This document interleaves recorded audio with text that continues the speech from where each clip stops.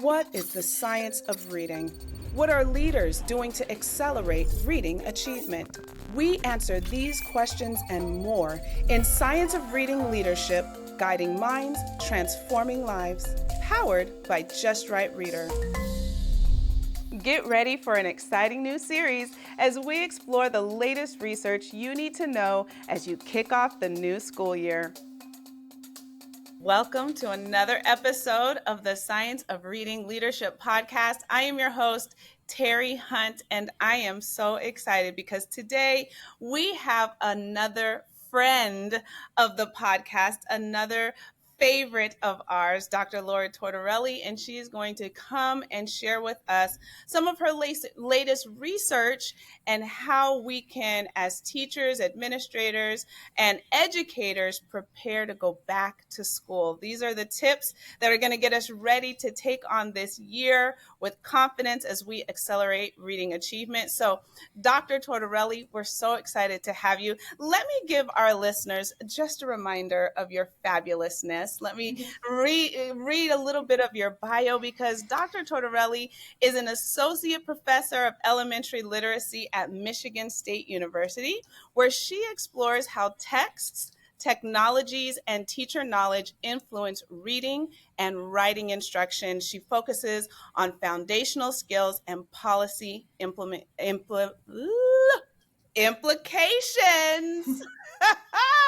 Sometimes those words get stuck on my tongue, but you are so amazing with the research that you're doing, and we are so excited to have you here today. So welcome to the show. I can't wait to dive into this conversation. How are you doing? I am doing well. I'm really excited to be here with you to talk about multisyllabic decoding, which is my new favorite research topic. I know, I love it. So before we dive in, I've been asking all of us educators, right? We've gone through some matriculations, we've gone through some iterations in our careers, and we're here. But most of us, if not all of us, began in the classroom. So I want you to put yourself back there. I want you to think about when you were preparing to go back to school. What was it like? How did you feel? I want to discuss any fun things that you remember about this time of going back to school. Do you remember any stories that stick out to you? Well, I remember two things. One is that I thought I was too young, or I looked too young to be a teacher. And so that like nobody was going to take me seriously. The parents were going to take me seriously. And so I would get way more dressed up than I needed to and like actually wear heels, which I tell my pre-service teachers now, do not wear heels, right? You wore heels to school? Yeah, I thought I was too short. I thought I didn't look like a teacher, right? Woo! And now I like tell my pre-service, we have a whole talk in our teacher preparation program here. When I teach my pre-service teachers, we have a whole talk about what to wear and what not to wear, right? I'm like the pencil skirts, the heels, they don't help you. You have to be able to get down next to the kids, right? So I remember learning that lesson the hard way. And then I also remember having all the kids there and looking around the room and being like, wow, this is pretty out of control. Like somebody should do something about this. And I was like, oh, shoot, it's me. I'm in charge of this. And just having that moment that I was like, oh, I'm a grown-up now. I'm in charge of this room full of kids, you know? And so, having those moments of thinking about like taking on that role of, I always loved school. I was a nerdy kid. And so going back to school was always this really exciting time for me. Fortunately, I'm a professor, so I still get to go back to school every fall and be nerdy.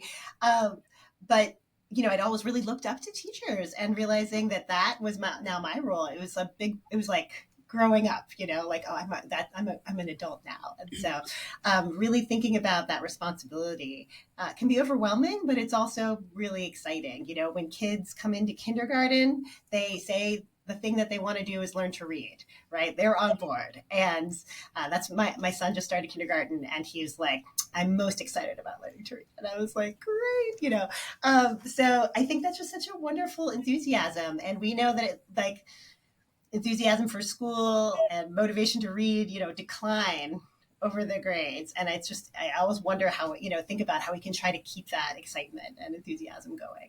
Yeah, and I mean, really, that leads right really nicely into your work, right? That decline. How do we keep them solid? One of the things that you said that really resonated with me is that feeling of being so young.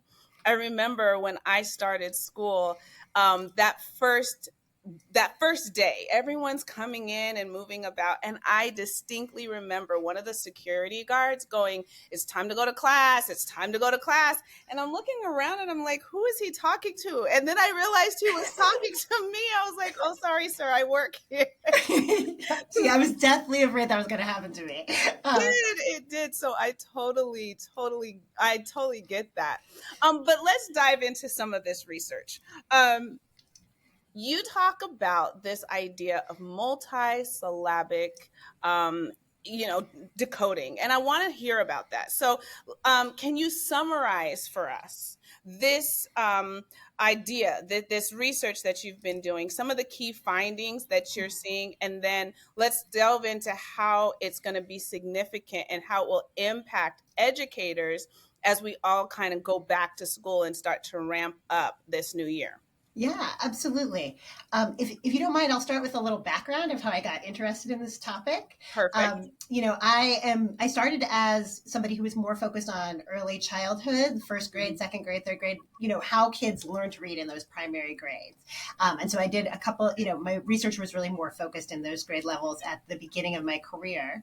And then I realized we were talking a lot, but through some of my observational studies and some other things, we were spending a lot of time talking about how kids learn to decode single syllable words. And that's very important. And, we've had a huge national conversation about the best way to teach beginning reading. And it's very important. And I'm really glad we're having that conversation.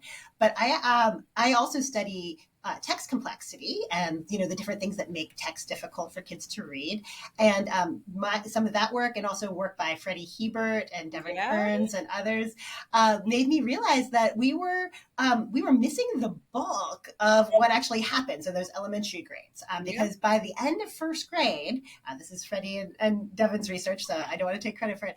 They're reading most of the new words that kids are encountering in text are more than one syllable.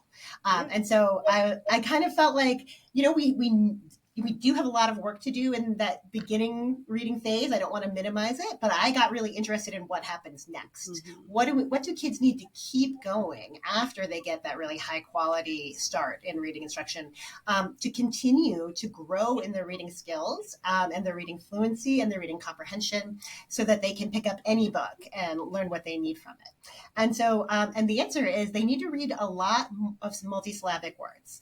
And I think there's this idea sometimes that kids who are struggling with reading miss that beginning piece. And sometimes that's true. They did miss that beginning piece and they need more support there. But I wondered about kids who were a little bit further on in their development, what kind of support that they need. Mm-hmm. I am part of a funded research project by the Advanced Education Research and Development Fund, under their funding stream Reading Reimagined. So I want to give them credit to that. And I work with my colleagues John Strong and Blythe Anderson at University of Buffalo and Unsu Cho at University of California, Riverside, to develop something called Read, Stop, Write. So that's the bigger research project. And the goal was to take kids in fourth and fifth grade and provide them with all the instructional support they needed to read high quality, grade level informational texts. So whether they were good readers or weak readers, whether they had difficulties reading, to figure out what kinds of instruction they would need to get the new information out of that text. And so I was part of the team working on developing supports for multisyllabic reading within that project. And so we would start with a challenging informational text and identify the words that kids would have trouble with and figure out how to support them in reading those words. And so we're in our third year of the project now, and it's going really well. And I'm really excited to see how much kids can do. But the interesting thing to me was that there was quite a difference in the words that kids needed to read those texts. And Dawson and colleagues had a study out about this a couple years ago in the Scientific Studies of Reading, identifying the challenging words in informational texts. They tend to be words with what we call derivational suffixes, right? So a word like implication, right? No pun intended. Right. Many kids can read the word imply, but the Right. word implication is taking a verb and adding suffixes to it Yeah. to make it a noun, right? A much longer noun. And those are the words that are really challenging and really slow kids down with their reading and they have difficulty with. So, we were creating this, supplemental program to help kids read multisyllabic words, but a lot of the instruction in the materials that teachers have was really focused on two-syllable words. Mm-hmm. And for kids that were perceived to be struggling, almost all focused on putting them back in single-syllable decoding interventions, like getting a repeat of the phonics instruction that they'd already gotten. So that brings me to the paper I want to talk about today. Which is so exciting. Like before you even get there, I'm leaning into everything you're saying because as a literacy coach, as a literacy teacher, I distinctly remember staring at my fourth grade student who had been doing so well Yep. in first and kindergarten, first, second, and even third grade they were knocking it out, right? Mm-hmm. But I distinctly remember having a fourth grade student sitting in front of me, and I could see where they were struggling, but I didn't have the tools or the resources to help them move from that space to that space. So everything you're saying, I'm like, yes, yes, yes, I know. So I can't wait to hear about like what you found and Yeah. what you're developing from that.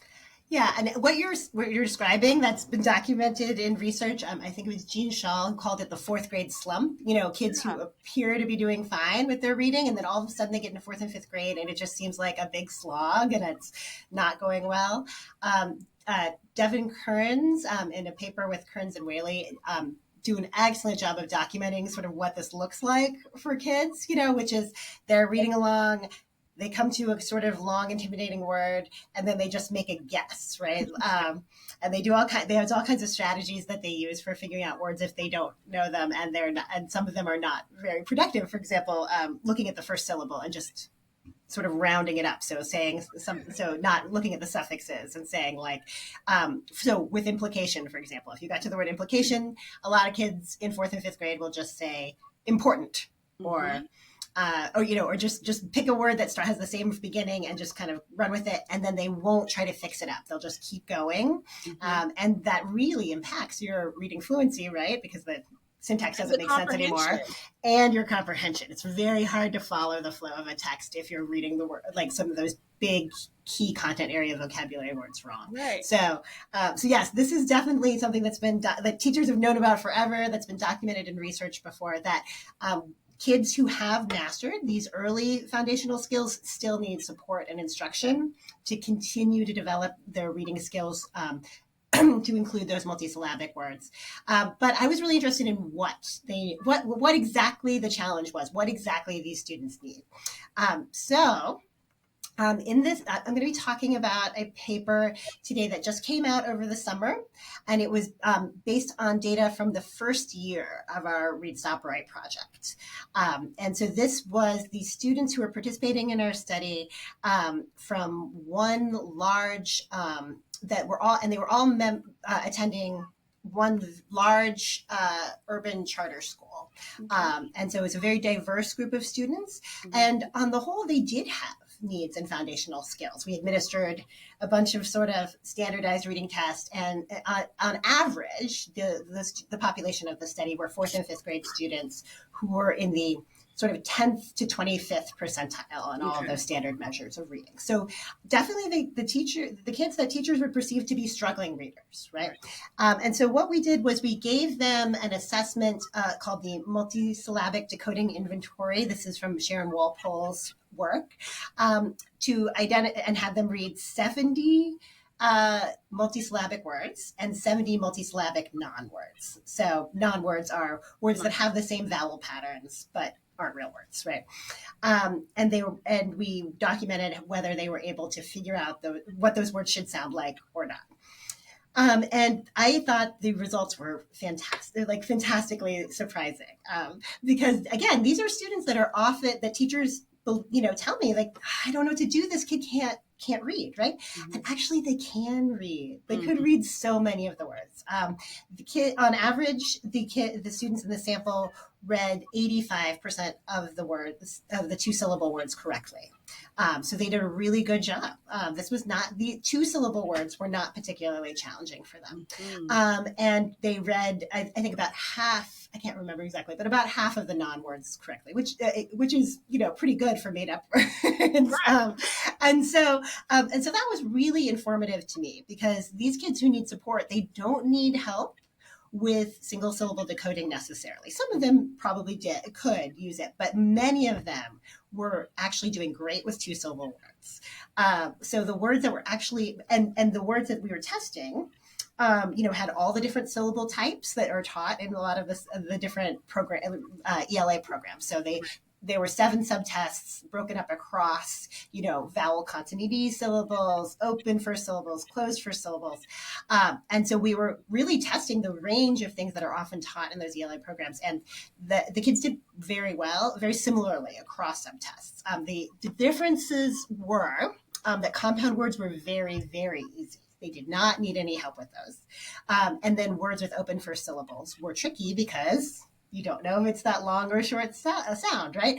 And so those were the 2 that stood out, but otherwise they did very well across really all the subtypes. And so what we're finding instead is that it's actually, and there's a mismatch between that kind of 2-syllable word work. So words like diver or conclude. Kids can generally figure those words out.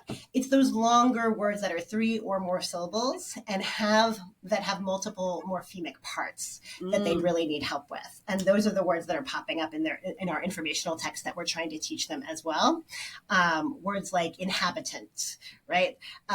Words like habitation, ecosystem. Those are the kinds of words that they're having trouble with in the text. It's actually not the 2-syllable words and the different spelling patterns that were causing them difficulty. So I really see this as a wonderful, asset-based finding, right? These kids can read a lot of words. What they need help with is more sophisticated word reading, and in particular with these longer words. And that brings me to my second finding. We also controlled for how familiar the words were as the real words were on the assessment, as in terms of vocabulary knowledge. Okay. So some of the words were very familiar to kids. Words like bubble are very familiar to kids from a young age, and some of them were less familiar, like lotus. Right? That's a word that doesn't come up every day in conversation. And so there's actually a measure for this called age of acquisition, which is a ranking of when kids typically start to be able to understand a word in oral conversation. When they tend to have it as part of their receptive oral vocabulary. And it's nice because it's actually presented to you in ages. So a word that has a 6 age of acquisition means that most 6-year-olds will recognize and understand that word. A word with an 8 age of acquisition means that most 8-year-olds will, will be able to understand that word when they hear it.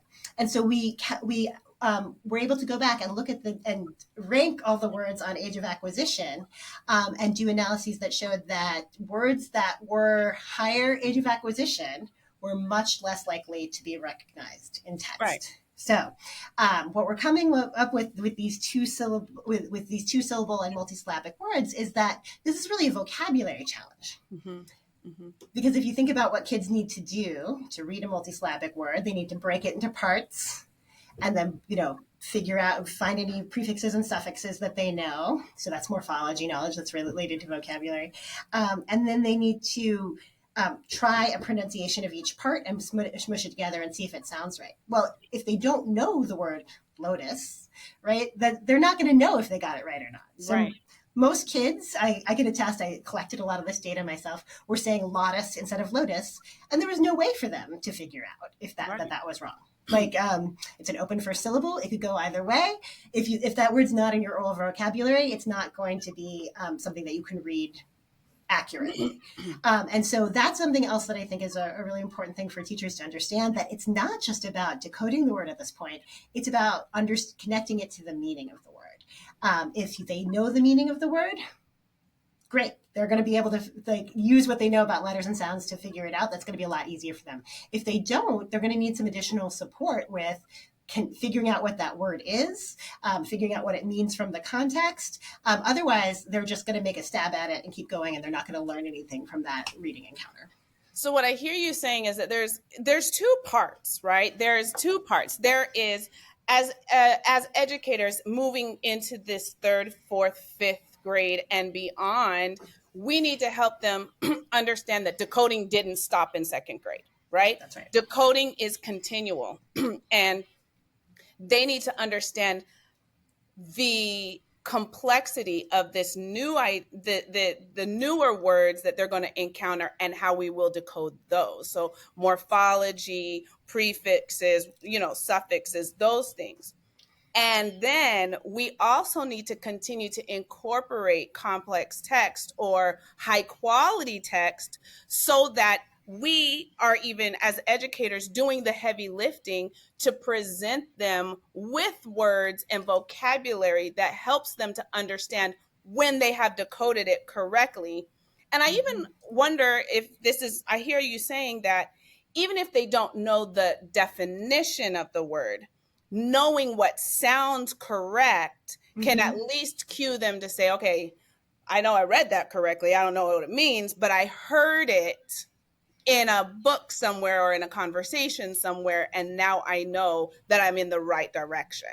Yes, absolutely. So really attending to meaning as part of the decoding process becomes more important at this age. So you think about a word like population, we really encourage kids to think of like, well, what word does that sound like another word I know, right? Like popular, right? Yeah. And, so making those connections is a really important thing for kids, not just for their vocabulary. Like we often think about this as just vocabulary instruction, but also for their decoding. The two things are very closely linked.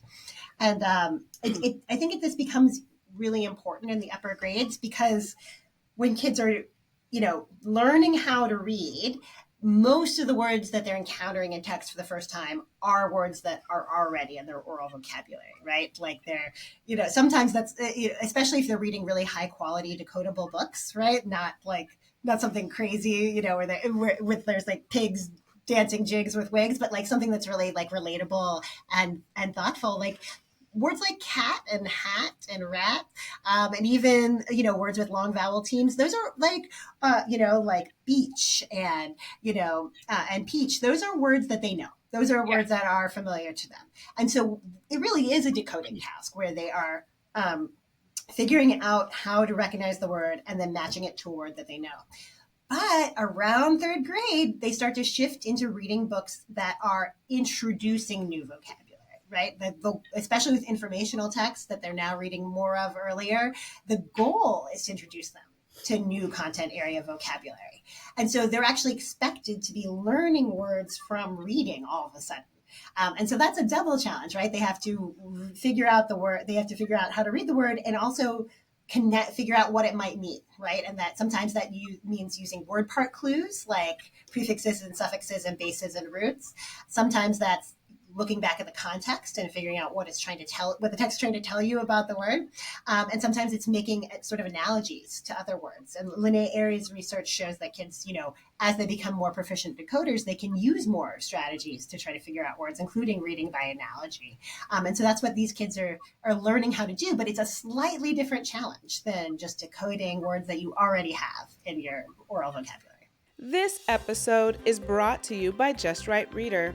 Extend phonics instruction, strengthen home and school partnerships, and accelerate reading achievement with Take Everywhere decodable packs from Just Right Reader.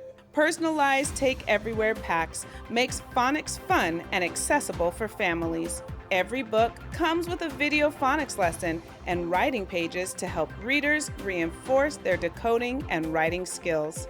To learn more, visit justrightreader.com. Yeah, and you actually hit on kind of where my next question or my next direction is going, because all of this research is fabulous and wonderful, and it's eye-opening, and it actually is resonating because we're like, yes, that's correct. That's what we're seeing. Now, as educators, the question becomes, how do we address this in our instruction? How do we bring this into the classroom? And what are some practical ways we can begin to address your findings? Yeah, absolutely. So, one of the things that I think we need more of is more morphological instruction earlier. So, Yeah. more focus on teaching prefixes and suffixes, particular, and there's certainly a lot of focus on like the what we call inflection suffixes, like uh, S, E, D, I, N, G, which are things that change the number or tense of a word. Yeah. I see that happening pretty frequently and pretty well, but it's really these derivational suffixes that kids need help with, where suffixes that change the whole meaning of the word sometimes, and change the part of speech and sometimes the pronunciation. So if you think about nature, natural, naturalization, they all of those words are related in meaning, and spelling, but have changes in their pronunciation that can be tricky for kids. So really helping them to use prefixes and suffixes, recognize prefixes and suffixes, and use them to connect across related words earlier, I think is really important. So that would be my first recommendation. Yeah. My second recommendation is that we integrate our vocabulary and our decoding instruction. And prefixes and suffixes are part of that, right? Because if you know how a prefix is pronounced, that helps you decode the word, right? Like, I don't know how many times I've seen a kid try to sound out the suffix shun, like Tion, and they're like Tion. Yeah, and you're like, yep, that's a really good try. But actually, every time you see that, it's just going to be shun. And if it's with an S, it's shun. And if it has an A in front of it, it's a shun, right? Like, and if ION is just un, and like helping them recognize those parts as stable pronunciation unions actually really helps them decode, but it also helps them make sense of the word. But also just making sure that when you decode a new word, you look at the context, you make sure it makes sense in that context, you connect it to other meaning. And I've seen teachers do this as early as first grade, right? We read a word and then we just check in. We're like, does everybody know what the word? I've seen a first grade teacher do this. Does everybody know what the word mow means? And then like, pantomime mowing a lawn across the front of so I think that doing that work a lot earlier is really helpful for kids, especially for English language learners who are always trying to connect across languages. So my second recommendation is that we merge those two things. A lot of ELA programs have separate vocabulary lists and decoding lists and spelling lists. I would recommend trying to merge those things as much as possible. And try to focus on how to read, how to spell, and how to make sense of the same list of words, all this, Right. whenever possible. So if you have 3 different lists, try to merge them in a way that makes sense to you. And then the third thing would be to support kids as they're reading, to help them slow down and make sense of words and text. Sometimes there's this pressure to read fast or to appear to be a good reader, and to try to make sure that kids know that you really want them to slow down and figure out new words in the text. That's part of their job as readers. And there's a bunch of research-based strategies that you can use to split apart big words when you come across. One is called Eshlav. Every syllable has at least one vowel. And there are a couple of others that are listed in Kearns and Whaley's 2019 piece that are really great. But it doesn't really matter which one it is. It's more about teaching kids to get in the habit of slowing down and figuring out new words as they read and not skipping over them. And then, another thing that we really try to stress when I teach reading is slow down the first time, figure out all the words so that when you go back the second time, it feels good, you understand what you're reading, and now you can get a flow. And giving them the assurance that reading something twice it's not a problem. Like, it's a good thing, right? Yeah, absolutely. Kids come to this idea that I got to read it one time, I got to read it fast, I got to understand and it. Now I'm done. Yeah. I'm done, right? And kind of changing the narrative. Like, what do they say? Normalizing the beauty in reading things more than once. you know? Absolutely. And this is not directly related to the paper that I'm discussing, but it is part of our Read Stop Write project, is really getting some meaningful fluency instruction back into those upper grades. Oftentimes we feel like kids don't need it anymore after they've become fluent readers in, first or second grade, but it's actually still very valuable up through the higher grades. Mhm. So purposeful rereading, right? Reading something more than once because you're trying to get certain things out of it, is actually really beneficial as our fluency supports, even for these older kids. I love that. When you think about the, because there's been a shift, not even a shift, there's just been a more intentional movement towards family engagement and actually an intentional, we're going to do this together in a strategic way, right? There's become a more strategic approach to family engagement.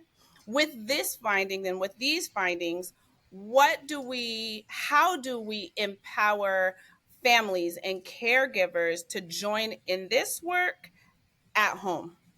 Absolutely. Well, I think the most important thing is to share with them any routines you're using in your classroom to figure out long words, right? So if you're doing Eshlov or you're doing BEST or you have some other strategy, there's all kinds of different ones out there, that you send it home to parents and show them what you're teaching their kids to do when they come across a new word in school, so that when they're reading at home, parents can support them in figuring out new words as well. So basically, just having the same, having the same procedures in place at home and in school for figuring out new words, and sort of encouraging that curiosity about unfamiliar words at home and at school is going to be greatly beneficial. But also, I feel you have to kind of normalize it for parents too, that like your kid was doing great with reading a year ago and now they're having all this trouble with these long words. Does that mean they weren't good readers? No, it doesn't mean that. It means that the texts are getting harder. And so really framing that for parents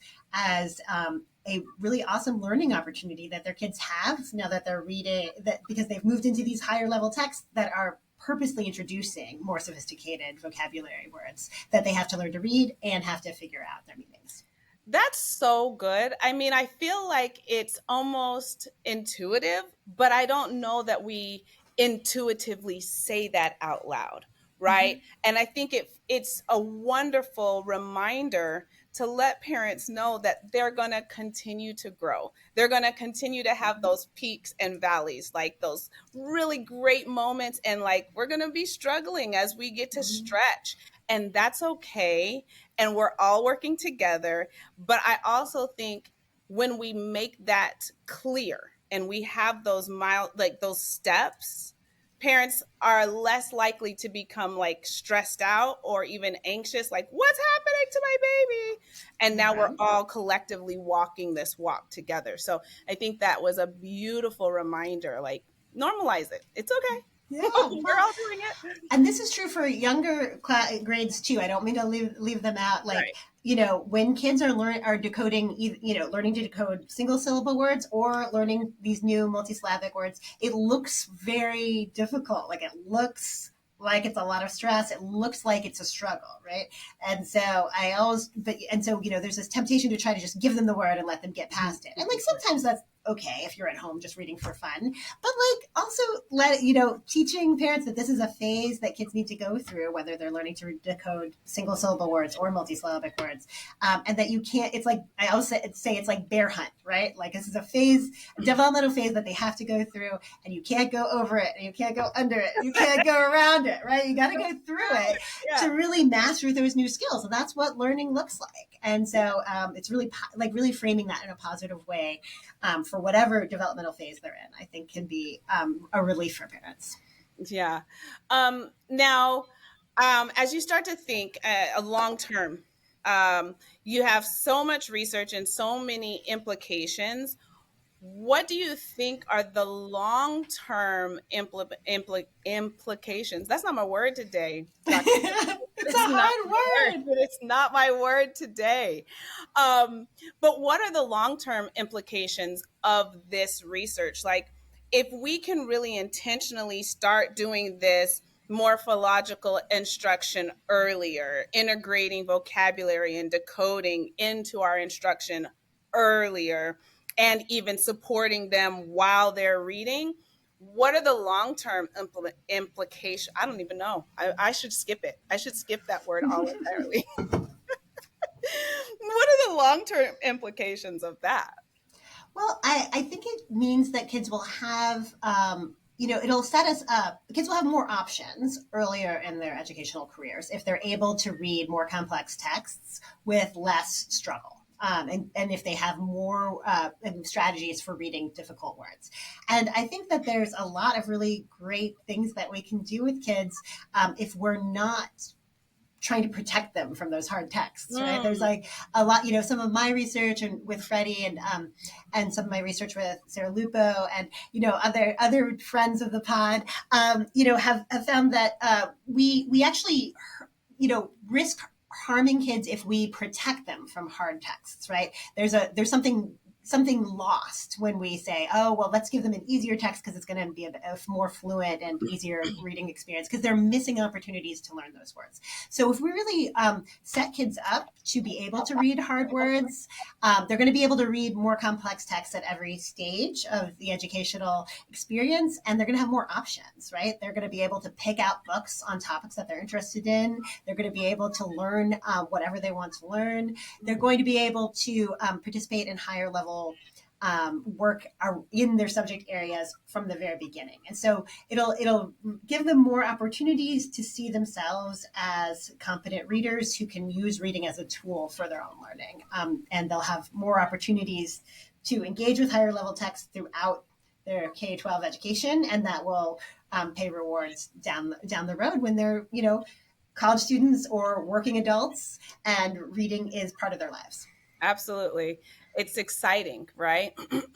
To see where our students are now, right? And we're all leaning into, okay, we saw that there was a slump. Like our kids really hit a brick wall. We all saw that.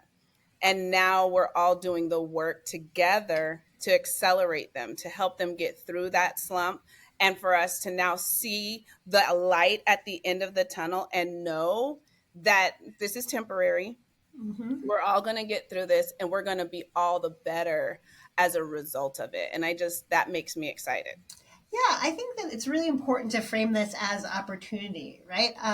There's a lot of concern about, COVID learning loss and everything Yeah. else, and I think that's well founded. But the result of addressing that and actually figuring out what kids need to address that is more opportunity, more high quality experiences with text, more motivating experiences with reading in school, and like that's a great opportunity. So, something I really liked about doing this study was really highlighting how much kids already learned, even after going through elementary school during the pandemic, right? How much they already know, and how much, and knowing that we can build on it and like really give them a lot more opportunities. Yeah. Now, you're a researcher. I am I love learning about this stuff. I'm a learner. I'm just taking all this information. And I know that I ask this question. I've been asking this question during this special series that we're doing because, as a researcher, as someone who loves learning, as all of us are taking in all this information, right? Especially as educators who are excited about making a difference, it's almost like we hear all of this and we want to implement everything, right? We are getting 5 researchers who are getting us ready to go back to school, and they all have fabulous research and fabulous advice. How do we now balance it all? Yeah. How do we balance it all so that we can begin to see results from the findings and from the research and what we're trying to implement? Yeah, I do worry sometimes that like teachers are going to take away the message that everything we're doing is wrong. We have to change everything, but that's not necessarily the case. Even what I find is in most classrooms, some of this work is already happening. It's just like kind of happening informally, right? Like I mentioned, the first grade teacher who was like just checking in to make sure that the words they were decoding were words that the students knew, right? So in a lot of cases, it's about just emphasizing and recognizing and sort of dialing up things that you're already doing in the classroom. So I would look for opportunities to do that. You don't have to go get a brand new program and implement it. It's great if you have those resources in that time, but sometimes you don't. So it's really more about supporting kids during the activities that you're already doing. So, for example, something that I see in a lot of classrooms is like there's really high quality phonics instruction going on over here, and then there's like independent reading time over here, and the kids are not transferring what they're learning from that phonics instruction to their reading, right? And so they're looking for opportunities to just connect those things better, right? Having one thing happen right after the other, or explicitly telling kids, like, giving them a little like reminder bookmark or something with all the patterns they've learned so that they can apply it when they're reading, just little ways to connect up what you're already doing. I think teachers are working very hard. I'm not trying to add to their burden whatsoever, but really looking for opportunities to connect up different parts of your day and sort of integrate them so that you get more out of those activities that you're already doing, I think is probably the best way to integrate research findings. So small changes and looking for ways that different things you're already doing can work together, I think, are the best ways to start the year without getting totally overwhelmed. I like it. Start small, make little changes, and connect all of the things together. I think that's perfect. Very, very good. But I mean, this has been another amazing conversation. As always, I always have so much fun talking to you because you're just a wealth of information and you make it all so simple and you always bring it together so beautifully. So thank you so much for joining the conversation. I do have one more question, of course.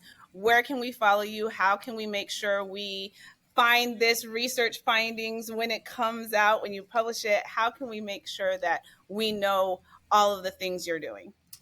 Well, I do have a website at Michigan State University that I try to update with new updates, and I am occasionally on Twitter, not as often as I used to be. Or no, it's called X now. I'm sorry. You're occasionally on X. I'm occasionally on X at LS Tortorelli. So that's my first and middle initials, and then my last name. I love it. I think everyone, I feel like X is the one platform that has had the hardest time making the shift for everyone. I know. I can never remember about they changed their name. But yeah, so I'm not on social media as much as I should be, but when I am, I do try to post new papers and things. Actually, I'm going to go. I need to post this one, but I do post new papers and announcements there. So that's a good place to follow me, and then my MSU website as well. Well, this has been great. I'm grateful that you joined us. To all of our listeners, we'll make sure that we post everything in the show notes so that you can find and follow and identify all of the things that we discussed here. Thank you so much, Dr. Tortorelli, for being here. It's always a pleasure. And for all of you who are listening, take note. Get some morphology and that education earlier. Support your kids while they're reading. Do all the things that make you absolutely fabulous and have fun doing it as you guys go back to school. Until next time, happy reading and thanks for listening. Thanks for joining us. If you found this conversation valuable, please subscribe and leave a review on your favorite podcast platform. We will see you next time on Science of Reading Leadership, Guiding Minds, Transforming Lives.